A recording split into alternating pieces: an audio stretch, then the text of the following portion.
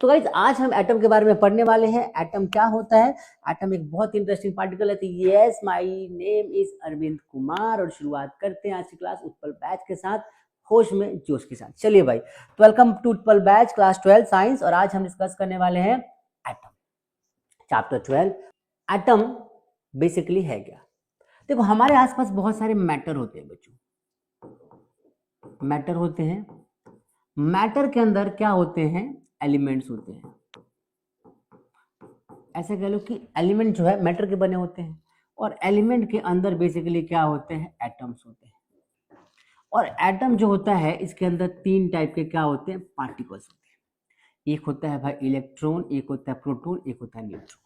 ठीक है, ये दोनों जो होते हैं ये दोनों होते हैं न्यूक्लियस के अंदर, ये होता है ऑर्बिट्स के अंदर।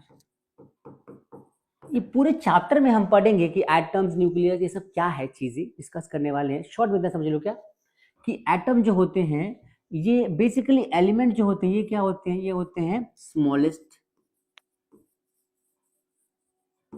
मतलब प्योरेस्ट मैटर बोलते हैं इसको। क्या? प्योरेस्ट मैटर,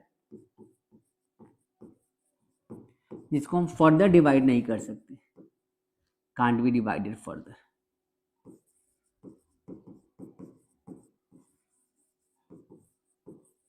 ठीक है भाई, तो एटम को और डिवाइड नहीं कर सकते, एलिमेंट्स को और डिवाइड नहीं कर सकते, ना तो फिजिकल ना तो केमिकल, किसी भी मेथड से। सबसे पहले मैटर एलिमेंट्स के बने होते हैं। एलिमेंट्स के अंदर एटम्स होते हैं, एटम्स के अंदर इलेक्ट्रॉन, प्रोटॉन, न्यूट्रॉन्स होते हैं। इन तीनों को हम बोलते हैं क्या एक साथ? सब एटॉमिक पार्टिकल्स। क्या बोलते हैं? सब एटॉमिक पार्टिकल्स बोलते हैं इसको। ठीक है भाई, ये हमारा कॉन्सेप्ट है। अब सबसे पहले जान लो कि ये कोई एटम है। ठीक है भाई, ये इनके ऑर्बिट्स हैं। इसको मैं एक बॉक्स में डाल दूं, अगर बच्चों क्या डाल दूं, इसको एक बॉक्स में डाल दूं, ये जो बॉक्स होगा ना, ये बॉक्स बेसिकली क्या कहलाएगा? ये बॉक्स कहलाएगा एक एलिमेंट। क्या कहलाएगा? ये एलिमेंट्स कहलाएगा। अगर आपको कंफ्यूजन हो कि एलिमेंट एटम में क्या रिलेशन है, तो समझो कि हमारा जो बॉक्स है एक एलिमेंट है, इसके अंदर एक एटम है। ये एटम एक सिंगल, मतलब ये जो सिंगल एटम एलिमेंट जो सिंगल एटम का बना हुआ है। हो सकता है कोई एलिमेंट दो एटम का बना हो, तो मैंने एक बॉक्स बनाया यहाँ पे। ठीक है, मैंने क्या कर दिया, यहाँ पर एक बॉक्स बनाया, ध्यान से देखो, और इस बॉक्स के अंदर मैंने दो एटम बना दिया ऐसे, एक यहाँ पे एक यहाँ पे। तो ये जो एलिमेंट है दो एटम का हो गया, ये एलिमेंट एक सिंगल एटम का हो गया। तो ये बॉक्स, स्क्वायर बॉक्स जो है आपके पास एलिमेंट है, ये छोटे छोटे एटम्स है, और ये आपका यहाँ पे एटम्स और एलिमेंट में रिलेशन समझ में आ गया। पहली बार एटम्स के बारे में देखो, हमारे 12th क्लास के सिलेबस में जे थॉमसन के बारे में पढ़ाई करनी है हमें। जे थॉमसन के बाद में हमें पढ़ना है रदरफोर्ड के बारे में, और भी बहुत सारे साइंटिस्ट है जिन्होंने बताया था, नील्स बोर के बारे में। लेकिन सबसे पहले अगर एटम की बात करूं, तो सबसे पहले साइंटिस्ट जो थे, जो एटम के बारे में पहली बार बताया, वो थे हमारे डाल्टन। वो पहले साइंटिस्ट थे जो कि अर्ली 19th सेंचुरी की बात है बच्चों, जब उन्होंने पहली बार एटम के बारे में बताना शुरू किया।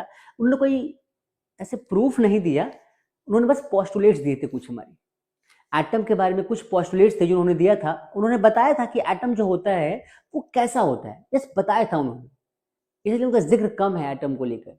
लेकिन जिन्होंने एक्सपेरिमेंट किया प्रॉपर एटम के बारे में, अंदर घुस गए एटम की, उसके बारे में जानकारी निकाली और जो बताया, वो थे हमारे J Thomson, Rutherford, Niels Bohr. ये हमारे ग्रेट साइंटिस्ट रहे हैं। एटम की डिस्कवरी में इनका बहुत बड़ा रोल है, बहुत इंपॉर्टेंट रोल प्ले करते हैं ये लोग।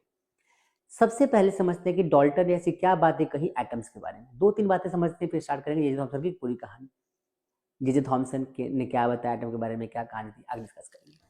तो आई होप आपको समझ में आ गया होगा कि एलिमेंट क्या होता है। ये हमारा एक एटम है, ठीक है, और एटम के अंदर ये ऑर्बिट्स है, इलेक्ट्रॉन, प्रोटॉन, न्यूट्रॉन हमारे घूम रहे हैं, ये पूरी कहानी है। ठीक है, ये भी एक एलिमेंट है। ये क्या है? ये एक एलिमेंट है। ठीक है, ये एलिमेंट हमारे दो एटम का है। तो मान चलो हाइड्रोजन 2, ऐसा लिख सकते हैं इसको। हाइड्रोजन का एक एटम यहाँ पे, एक एटम यहाँ पे, ये हमारा H2 हो गया।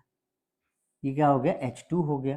तो ये जो चीजें हैं ये आपको समझना पड़ेगा। ठीक है, ये हाइड्रोजन, ये हाइड्रोजन, और ये हमारा हाइड्रोजन, H2 मॉलिक्यूल। तो एलिमेंट हाइड्रोजन का, ये दो एटम से बना है। ऐसे स्ट्रक्चर को आप समझ सकते हो। आइए, तो सबसे पहले समझते हैं डाल्टन की थ्योरी, डाल्टन एटॉमिक थ्योरी। बेटा ये कुछ बातें समझाता हूँ। पहली बात क्या थी कि उन्होंने बोला कि एटम जो होता है वो टाइनी पार्टिकल से मिलकर बना होता है।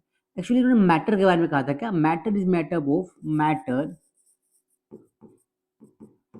is made up of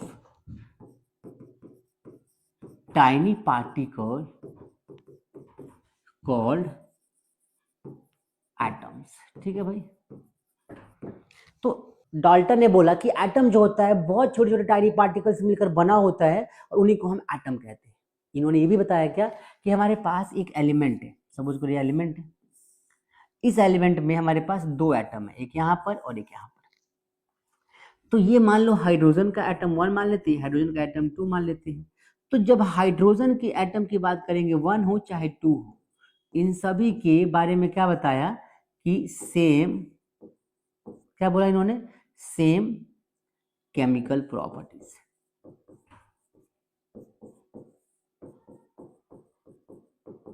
ठीक है, पहला पॉइंट क्या बोला, सेम वेट। फिर क्या बोला, सेम साइज। और फिर क्या बोला, सेम नेचर। वही केमिकल प्रॉपर्टी मान लो। तो अगर ये सेम एक ही एलिमेंट की, ये क्या हमारा एलिमेंट हो गया भाई, ये क्या हो गया, एलिमेंट हो गया। तो एक ही एलिमेंट के अगर एटम्स हैं तो उनकी प्रॉपर्टी सेम होगी, साइज सेम होगा, वेट सेम होगा, साइज सेम होगा, नेचर सेम होगा। लेकिन यही अलग अलग हो गए। मान के चलो कि भाई एक यहाँ पे और एलिमेंट है हमारे पास, ठीक है, इसके अंदर मान लो एक ही एटम, ये मैंने ले लिया कार्बन, तो एक हाइड्रोजन हो गया 1 और एक कार्बन हो गया। तो इन दोनों के नेचर क्या होंगे, डिफरेंट होंगे, हर चीज में क्या होंगे, डिफरेंट होंगे। और ये बहुत बेसिक सा क्वेश्चन, आपको पता भी होना चाहिए। ठीक है, डिफरेंट होंगे। तो उनका बेसिक सा लॉजिक क्या था कि सेम एलिमेंट के एटम्स का size, weight, nature, size same होता है, अलग अलग होता है। ये उन्होंने पहली बार अर्ली 19th सेंचुरी में एटम्स के बारे में इंफॉर्मेशन दी थी कि एटम कैसे होते हैं। And these are the postulates of Dalton atomic theory. उन्होंने और भी बातें बोली थी कि भाई एक एलिमेंट, एक कंपाउंड है, उसका रेशियो हमेशा फिक्स रहेगा। ठीक है,